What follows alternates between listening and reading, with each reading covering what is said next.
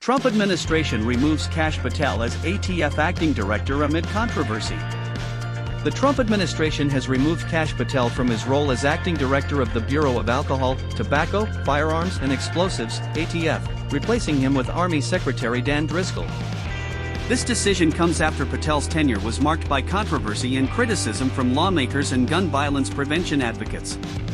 Army Secretary Dan Driscoll has taken over as the acting director of the ATF while maintaining his responsibilities as Army Secretary. This dual role is unusual and reflects the administration's efforts to consolidate leadership positions. Patel, a former aide to President Trump, was appointed to lead the ATF in February 2025. His tenure was criticized due to his lack of experience in firearms regulation and his vocal support for gun rights groups that have advocated for abolishing the ATF.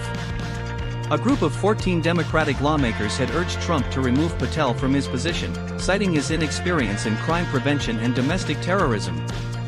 They argued that his leadership would undermine the agency's effectiveness. Patel's removal may stabilize the ATF, which has faced internal turmoil and external criticism during his tenure. However, the agency's long-term direction remains uncertain under new leadership. Patel's association with hardline gun rights groups has raised concerns about the potential dismantling of firearms regulations.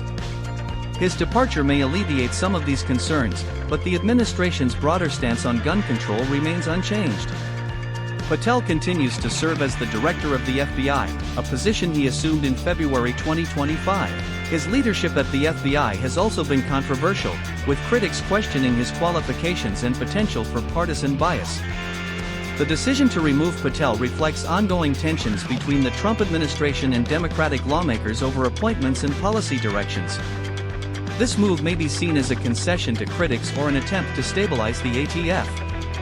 The ATF has historically struggled with securing permanent leadership, often relying on acting directors. The appointment of Dan Driscoll as acting director does not resolve the long-term leadership vacuum, which could continue to affect the agency's operations and policy implementation.